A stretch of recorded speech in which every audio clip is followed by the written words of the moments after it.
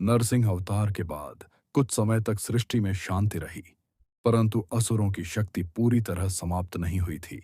असुरों में एक राजा था, महाबली।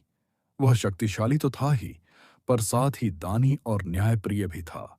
उसकी प्रजा सुखी थी और धीरे धीरे उसका साम्राज्य तीनों लोकों तक फैल गया। देवताओं का स्वर्ग भी उसके अधीन चला गया।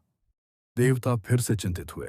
देवताओं ने भगवान विष्णु से प्रार्थना की, महाबली अत्याचारी नहीं है, परंतु उसका बढ़ता प्रभाव सृष्टि के संतुलन को बदल देगा। भगवान समझ गए कि इस बार युद्ध नहीं, बुद्धि और विनम्रता से समाधान करना होगा। और तब उन्होंने एक छोटे ब्राह्मण बालक का रूप लिया, वामन अवतार। एक दिन महाबली विशाल यज्ञ कर रहे थे। उन्होंने घोषणा की थी, जो भी मांगेगा उसे दान दिया जाएगा। तभी एक तेजस्वी बौना ब्राह्मण बालक यज्ञ स्थल पर पहुंचा। उसका तेज इतना दिव्य था कि सभी उसकी ओर देखने लगे। महाबली ने विनम्रता से पूछा, बालक, क्या चाहते हो? वामन ने शांत स्वर में कहा, मुझे केवल 3 पग भूमि चाहिए।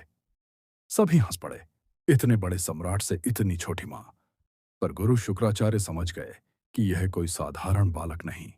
उन्होंने महाबली को चेतावनी दी, परंतु महाबली अपने वचन से पीछे नहीं हटे। उन्होंने दान देने का वचन दे दिया। जैसे ही वचन पूरा हुआ, वामन का शरीर बढ़ने लगा। उनका रूप विराट हो गया।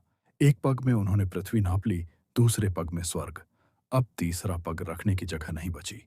महाबली समझ गए कि यह स्वयं भगवान है। उन्होंने सिर झुकाकर कहा, प्रभु, तीसरा पग मेरे सिर पर रख दीजिए।